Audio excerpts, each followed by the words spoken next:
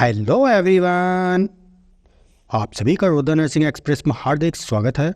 आज का हमारा इंपॉर्टेंट टॉपिक ओबीजी में आज हम लोग लेबर के बारे में डिस्कशन करेंगे। इस वीडियो में हम देखेंगे कि लेबर की डेफिनेशन क्या होती है, लास्ट मेंस्ट्रुअल पीरियड यानी कि एलएमपी क्या होता है, एक्सपेक्टेड डेट ऑफ डिलीवरी कैसे निकाला जाता है, डिफरेंस क्या होता है लेबर और डिलीवरी में, लेबर के क्या टाइप्स होते हैं। कंप्लीट कॉन्सेप्ट आपको यहाँ पे हिंदी प्लस इंग्लिश दोनों में ही समझने को मिलेगा। यदि आप इस वीडियो का पीडीएफ डाउनलोड करना चाहते हैं तो आप हमारे टेलीग्राम चैनल को ज्वाइन कर लें, उसका लिंक मैंने डिस्क्रिप्शन बॉक्स में दे दिया है। यदि आपके लिए वीडियो हेल्पफुल है तो प्लीज़ इसका लाइक जरूर करें और चैनल को अभी तक आपने सब्सक्राइब नहीं किया है तो चैनल को सब्सक्राइब जरूर कर लें, साथ में नोटिफिकेशन बेल को दबा लें ताकि आप सभी को हमारे नर्सिंग से रिलेटेड वीडियो का नोटिफिकेशन सबसे पहले मिल सके। तो चलिए टॉपिक को स्टार्ट करते हैं। तो सबसे पहले हम बात करते हैं कि लेबर क्या होता है। याद रखिएगा डेफिनेशन क्या है इसकी, the process by which the product of conception that is a foetus placenta and a fetal membrane comes out through the vaginal canal is called the labour. ठीक है, सिंपल सी डेफिनेशन है यहाँ पे। लेबर क्या है? लेबर एक ऐसी process होती है जिसमें गर्भ धारण का उत्पाद यानी कि गर्भ के अंदर, ठीक है, कॉन्सेप्शन के बाद में गर्भ के अंदर जो भी प्रोडक्ट होते हैं, जैसे आपका फीटस हो गया, प्लासेंटा हो गया, फीटल मेम्ब्रेन हो गया, ठीक है, तो ये तीनों जो प्रोडक्ट हैं वो वेजाइनल कैनाल से होते हुए बाहर निकलने, तो इस प्रोसेस को हम क्या कहते हैं? लेबर कहते हैं। राइट, चलिए अगला हमारा पॉइंट है, normally the delivery process occur 280 days after the first day of the last menstrual period. ठीक है, यानी कि सामान्यतः अगर हम जनरली बात करते हैं तो प्रसव प्रक्रिया जो है, याद रखिएगा एलएमपी के प्रथम दिन, ठीक है, एलएमपी के प्रथम दिन के 280 दिन बाद यानी कि 40 हफ्ता बाद जो है घटित होती है या शुरू होती है। क्लियर है? चलिए अब हम देखेंगे कि लास्ट मेंस्ट्रुअल पीरियड यानी कि एलएमपी क्या होता है। तो याद रखिएगा start day of the most recent menstrual period. ठीक है, सबसे हालिया यानी कि अभी अभी जो करंटली आपका अगर कोई पीरियड चल रहा है तो उस पीरियड का प्रथम दिन, ठीक है, तो उस प्रथम दिन में आपको ब्राइट रेड यानी कि चमकीले लाल रंग का ब्लीडिंग होगी। ठीक, तो जो फर्स्ट डे होता है उसी को हम क्या कहेंगे? एलएमपी कहेंगे। राइट, चलिए इसको हम एक एग्जाम्पल से और अच्छे तरीके से समझें। If the first day of the bright bleeding in a most recent menstrual cycle occurred on January 1st, the LMP would be January 1st। क्या कहना है? यदि मान लीजिए आपकी जनवरी 1st में, ठीक है, यानी कि जो अभी करंटली आपकी वो चल रही है, मेंस्ट्रुअल साइकिल चल रहा है, ठीक है, मेंस्ट्रुअल चल रही है, तो उसका प्रथम दिन यानी कि प्रथम दिन से मतलब क्या है यहाँ पे, जनवरी 1st को आपको जो है ब्राइट ब्लीडिंग हुई। ठीक है, तो जो पहली तारीख होगी वही आपकी क्या होगी? एलएमपी होगी। क्लियर है? चलिए, ए typical menstrual cycle is around 21 to 35 days in a length. अगर हम लंबाई की बात करते हैं तो याद रखिएगा एक समान मासिक धर्म चक्र लगभग 21 से 35 दिनों तक होता है। क्लियर है? चलिए अब हम बात करेंगे एक्सपेक्टेड डेट ऑफ डिलीवरी या एक्सपेक्टेड ड्यू डेट, जिसको हम शॉर्ट में ईडीडी कह देते हैं, यानी कि डिलीवरी की संभावित तिथि। ठीक है, तो याद रखिएगा we can easily find the expected date of delivery with the help of Naegele's rule. याद रखिएगा नेजेलिस रूल है, एक फार्मूला है, तो उस फार्मूले के द्वारा हम डिलीवरी की एक्सपेक्टेड डेट यानी कि संभावित तिथि का पता कर सकते हैं। देखिए कोई भी डॉक्टर हो या कोई भी मेडिकल से संबंधित हो तो वो कन्फर्म या क्लियर डेट नहीं दे सकता है, ये आगे पीछे हो सकती है। ठीक है, तो एक हम संभावित तिथि बता सकते हैं। तो नेजेलिस रूल क्या है? नेजेली ने क्या फार्मूला दिया था? तो EDT equal to first day of LMP यानी कि एलएमपी का प्रथम दिन प्लस उसमें 7 दिन और जोड़ दीजिए प्लस उसमें जो है 9 मंथ और जोड़ दीजिए। ठीक है, तो चलिए ऐसे जो हम लोग ईडीडी निकालते हैं इसको एग्जाम्पल से अच्छे तरीके से समझते हैं। मान लीजिए आपकी एलएमपी 1 जनवरी 2018 है। ठीक है, समझिए यहाँ पे 1 जनवरी 2018 यानी कि 1 जनवरी को आपको फर्स्ट ब्लीडिंग स्टार्ट हुई। ठीक, तो अब हमें ईडीडी निकालना है, तो क्या करोगे? जो फर्स्ट डे है आपका, ठीक है, फर्स्ट यानी कि 1 तारीख में 7 दिन और जोड़ दीजिए, तो कितना हो जाएगा? टोटल 8 हो जाएगा। ठीक, तो एक तो हमें पता चल गई डेट 8 हो गई। अब देखिए महीने की बात करते हैं, तो जनवरी है, जनवरी कौन सा महीना है? पहला महीना। ठीक, उसमें कितना जोड़ोगे आप? 9 महीने। ठीक है, अकॉर्डिंग टू फार्मूला। तो हमने जब 9 मंथ हम जोड़ देंगे तो 9 और 1 कितना हो जाएगा? 10।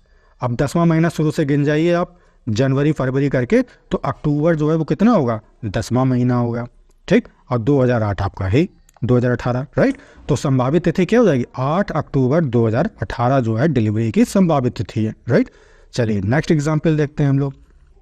अब यहाँ पे LMP जो है आपका 21 मई 2019 है। तो संभावित तिथि क्या होगी, सबसे पहले तो हम 21 जो हमारा डे है उसमें हम 7 दिन जोड़ देंगे। तो 21 और 7 कितना हो जाएगा हमारा 28। तो देखिए यहाँ पे आंसर में EDD में 28 निकल आया। अब हम बात करते हैं मई। तो मई में कौन सा महीना है, जनवरी फरवरी मार्च अप्रैल मई, 5वां महीना ही है। इस 5वें महीने में 9 और जोड़ दीजिए, 5 9 14। अब शुरू से गिन जाइए, जनवरी फरवरी मार्च अप्रैल मई जून जुलाई अगस्त सितंबर अक्टूबर नवंबर दिसंबर जनवरी फरवरी। तो 14वां कौन सा हो गया, फरवरी। अब भैया अगले साल की बात हो रही है यहाँ पे, क्योंकि आप 2019 से 2020 में पहुंच गए। तो संभावित तिथि क्या होगी, 28 फरवरी 2020। क्लियर है। आशा करता हूँ कि आपको नेजेलिस रूल यानी कि EDD अच्छी तरीके से समझ में आ गया होगा। कमेंट करके जरूर बताएं। चलिए अब हम देखेंगे कि लेबर और डिलीवरी में बेसिक डिफरेंस क्या होता है। हम लोग क्या समझते हैं कि लेबर और डिलीवरी एक चीज़ होती है, लेकिन ऐसा नहीं है, ठीक है। तो लेबर क्या है, the process by which the product of conception that is a foetus placenta and a fetal membrane come out through the vaginal canal is called labour. जैसे कि मैंने अभी आपको डेफिनेशन भी बताई थी, लेबर क्या होता है, प्रसव क्या होता है। जब कोई भी स्त्री गर्भ धारण करती है तो गर्भ धारण के बाद गर्भ के अंदर जो भी प्रोडक्ट होते हैं, जैसे आपका फीटस हो गया, प्लासेंटा हो गया, फीटल मेम्ब्रेन हो गया, तो ये जब तीनों चीज़ें जो है वेजाइनल कैनाल के थ्रू बाहर निकली तो इस प्रोसेस को हम क्या कहते हैं, लेबर कहते हैं, राइट। चलिए अब हम देखेंगे डिलीवरी क्या है। The process by which the product of conception that is a foetus placenta and a fetal membrane come out through the vaginal canal और caesarean section is called delivery. देखिए बेसिक अंतर है यहाँ पे। अगर आपका प्रोडक्ट, ठीक है, वेजाइनल कैनाल के थ्रू बाहर निकल रहा है केवल और केवल, तो उसको हम लेबर कह देते हैं, ठीक है। तो डिलीवरी क्या है, वेजाइनल कैनाल से भी हो सकती है यहाँ पे, और आपका सिजेरियन सेक्शन भी हो सकता है, ठीक है। ऐसे भी डिलीवरी होती है, तो उसको हम क्या कहेंगे, डिलीवरी कहेंगे, राइट। चलिए बात करते हैं हम लोग लेबर के टाइप्स की, ठीक है। तो याद रखिएगा यहाँ पे हमने लेबर को 2 कैटेगरी में डिवाइड किया है। एक हमारा होता है नॉर्मल लेबर, याद रखिएगा नॉर्मल लेबर को हम यूटोसिया के नाम से भी जानते हैं, ठीक है। दूसरा हमारे क्या होता है, एबनॉर्मल लेबर, जिसको हम डिस्टोसिया भी कहते हैं। क्लियर है। चलिए अब हम एक एक करके देखेंगे। तो सबसे पहला हमारा है नॉर्मल लेबर। तो नॉर्मल लेबर यानी कि यूटोसिया की क्या क्या विशेषताएं होती है। तो सबसे पहला हमारा पॉइंट है, it is a spontaneous process. Spontaneous से मतलब क्या है, यहाँ जो लेबर होगा वो अपने आप स्टार्ट होगा, ठीक है। किसी भी आर्टिफिशियल मेथड का आप यहाँ पे यूज़ नहीं करेंगे, अपने आप यहाँ पे स्टार्ट होगा। क्लियर है। पर दूसरा पॉइंट क्या हमारा, its duration is primary gravida is 14 to 16 hour, while in multiparae its duration is 8 to 10 hour. कह रहा है कि प्राइमरी ग्रेविडा की अगर हम बात करते हैं तो इसकी अवधि कितनी होती है, 14 से 16 घंटे होती है। अब यहाँ पे एक टर्म आया है प्राइमरी ग्रेविडा, क्या होता है ये, तो प्रथम बार गर्भधारण करने वाली स्त्री, यानी कोई भी ऐसी स्त्री जो पहली बार प्रेग्नेंट हुई है, तो उस कंडीशन को हम क्या कहते हैं, प्राइमरी ग्रेविडा कहते हैं। इसकी टाइमिंग कितनी होती है, याद रखना है अवधि आपको 14 से 16 घंटे। क्लियर है। चलिए वहीं अगर हम बात करते हैं मल्टीपैरी की, तो मल्टीपैरी क्या है, मल्टी का मतलब एक से अधिक, ठीक है। यानी कि ऐसी माताएं या ऐसी स्त्री जिसने एक से अधिक बार जीवित बच्चों को जन्म दिया हो, तो उस कंडीशन को हम मल्टीपैरी कहते हैं, ठीक है। तो याद रखिएगा मल्टीपैरी में जो ड्यूरेशन होता है वो प्राइमरी ग्रेविडा की तुलना में कम होता है। कितना होगा, 8 to 10 आवर होगा, राइट, ठीक है। चलिए अगला क्या हमारा, प्रेजेंटेशन ऑफ फीटस। अगर हम फीटस की प्रेजेंटेशन की बात करते हैं तो कैसा होगा, वर्टेक्स क्या होगा, ठीक है। वर्टेक्स जैसे आप फिगर में भी देख रहे हैं, ये क्या हमारा प्रेजेंटेशन यहाँ पे वर्टेक्स है, यानी कि जब हेड पेल्विस में सबसे पहले इंटर करे तो उस कंडीशन को हम क्या कहेंगे, वर्टेक्स प्रेजेंटेशन कहेंगे। क्लियर है। चलिए अगला हमारा पॉइंट है ending of labour is spontaneously. देखिए यहाँ पे लेबर जो स्टार्ट हो रहा था वो अपने आप स्टार्ट होगा और ख़त्म भी अपने आप ही होता है, कोई आर्टिफिशियल मेथड का आप यूज़ नहीं करेंगे, राइट। चलिए नेक्स्ट हमारा पॉइंट क्या है, नो एनी कॉम्प्लिकेशन सीन। कोई भी आपको यहाँ पे जटिलता देखने को नहीं मिलेगी। क्यों नहीं मिलेगी, क्योंकि हर एक चीज़ नॉर्मली हो रही है, नॉर्मली स्टार्ट हो रही है, नॉर्मली क्लोज हो रही है। क्लियर है। चलिए बात करते हैं हम लोग कैरेक्टरिस्टिक्स ऑफ एबनॉर्मल लेबर, ठीक है, जिसको याद रखिएगा अभी मैंने आपको बताया भी था, एबनॉर्मल लेबर को हम डिस्टोसिया भी कहते हैं। क्लियर है। तो इनकी क्या क्या विशेषताएं होती हैं। सबसे पहला हमारा पॉइंट है जब प्रसव प्रक्रिया की शुरुआत स्वतः नहीं हो। वहाँ देखिए स्वतः हो रही थी, यहाँ पे स्वतः नहीं है। इसको शुरू करने के लिए आप यहाँ पे आर्टिफिशियल मेथड्स का यूज़ करेंगे। क्लियर है? चलिए अगला हमारा पॉइंट है, यहाँ लेबर प्रोसेस की समाप्ति स्वतः नहीं होती, बल्कि इसके समापन के लिए अतिरिक्त सहायता की आवश्यकता पड़ती है। ठीक है, जैसे कि हम वहाँ पे देख रहे थे, ठीक है, नॉर्मल लेबर में देख रहे थे कि जो टर्मिनेशन हो रहा था लेबर, ठीक है, वो अपने आप हो रहा था, लेकिन यहाँ अपने आप नहीं होगा। यहाँ भैया आपको आर्टिफिशियल मेथड का यूज़ करना ही पड़ेगा। क्लियर है? चलिए नेक्स्ट हमारा पॉइंट है प्रोलॉन्ग लेबर।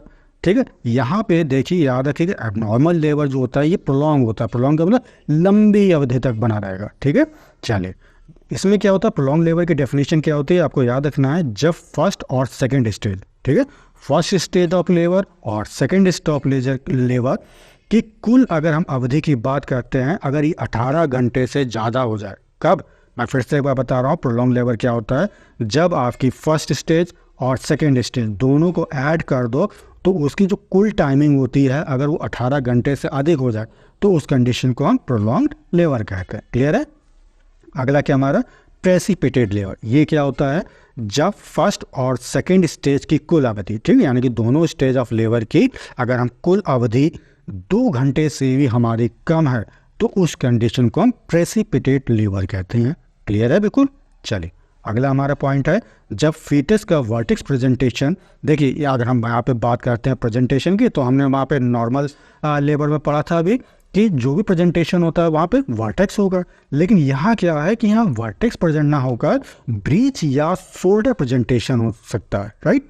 ब्रीच प्रेजेंटेशन क्या होता है, याद रखिएगा, ब्रीच प्रेजेंटेशन में बेबी का बटक या उसका एक पैर या दोनों पैर जो है पहले पेल्विस में जब एंटर करते हैं तो इस कंडीशन को हम ब्रीच प्रेजेंटेशन कहते हैं, जैसे कि आप फिगर में भी देख सकते हैं। ठीक है, अगला क्या हमारा शोल्डर प्रेजेंटेशन। शोल्डर से मतलब क्या है, जब बेबी का शोल्डर पहले पेल्विस में एंटर करे तो उस कंडीशन को हम शोल्डर प्रेजेंटेशन कहेंगे। क्लियर है? बिल्कुल।